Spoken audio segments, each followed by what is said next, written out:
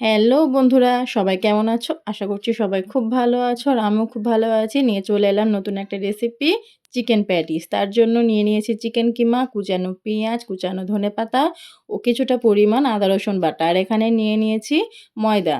সেটাকে ভালো করে মেখে নিয়েছি। আর এখানে বসিয়ে দিয়েছি গোলমরিচ ভাজতে, সেটাকে গুঁড়ো করে নেব।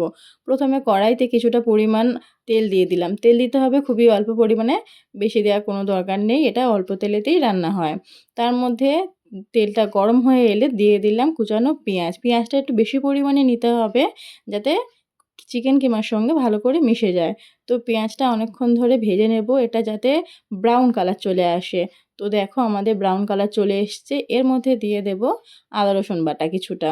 তোমরা যেমন করবে বাড়িতে তেমন পরিমাণে আদা রসুন বাটা দিও। আমি করেছি অল্প পরিমাণে, তো এখানে ১ চামচ মতো আদা রসুন বাটা আমি অ্যাড করেছি। এটা খুব ভালো করে অনেকক্ষণ একটু ভেজে নেব। তারপরে দিয়ে দেব সেই চিকেন কিমাটা। দিয়ে দিলাম চিকেন কিমা। দেখতেই পাচ্ছ চিকেনগুলোকে আমি ছোট, ছোট কিমা আকারে কেটে নিয়েছি। তোমরা চাইলে মিক্সিতে পেস্টও করে নিতে পারো। সেটা আরও ভালো হয়। তো মিক্সিতে পেস্ট করে নিয়ে আমি ছোট, ছোট করে কিমা আকারে কেটে নিয়েছি। চিকেন কিমাটা দেয়া হয়ে গেছে। দেখতেই পাচ্ছ কত সুন্দর লাগছে ওপর থেকে। তো চিকেন কিমাটা দেওয়ার পরে ভালো করে আমি চিকেন কিমা আর পেঁয়াজটাকে ভালো করে ভেজে নিয়েছি। তারপর একে, একে দিয়ে দেব ১ চামচ পরিমাণ লবণ। তারপরে দিয়ে দেব লঙ্কা গুঁড়ো। লঙ্কা গুঁড়োটা স্কিপ করে গিয়েছিলাম, দেখানো হয়নি। তারপরে দিয়ে দেব এখানে ভাজা মশলা। তোমরা চাইলে গরম মশলাও অ্যাড করতে পারো। দিয়ে দিলাম কিছুটা পরিমাণ গোলমরিচ গুঁড়ো। তারপরে দিয়ে দিলাম ২ চামচ পরিমাণে সয়া সস। তো সব রকম মশলা আমার এখানে অ্যাড করা হয়ে গিয়েছে। আর এই চিকেন প্যাটিসটা বানাতে বেশি উপকরণ লাগে না, অল্প উপকরণেই এটা রেডি হয়ে যায়। তো সবশেষে দিয়ে দিলাম কুচানো ধনেপাতা কিছুটা। এটাকেও ভালো করে একটু রান্না করে নেব। চিকেন প্যাটিসের চিকেন আমার রেডি।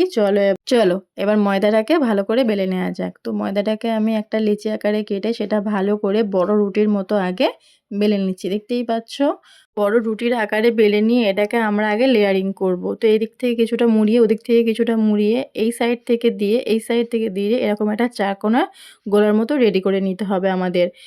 তো এই চারকোনা রুটিটাকে ভালো করে আমাদের শেপ দিয়ে বেলে নিতে হবে। তো দেখতেই পাচ্ছ সেটাই আমি করছি এখন।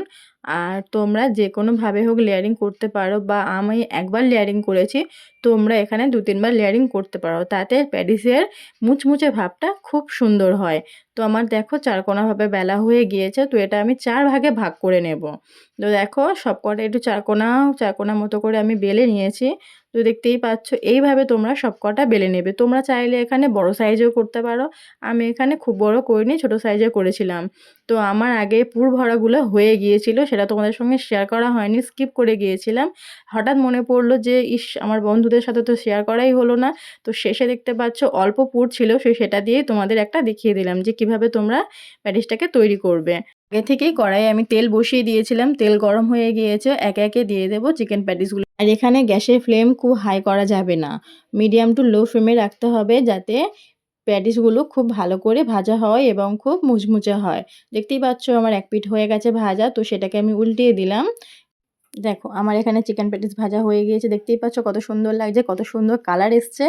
তো এই একই প্রসেসে বাকি চিকেন প্যাটিসগুলোও আমি ভেজে নেব।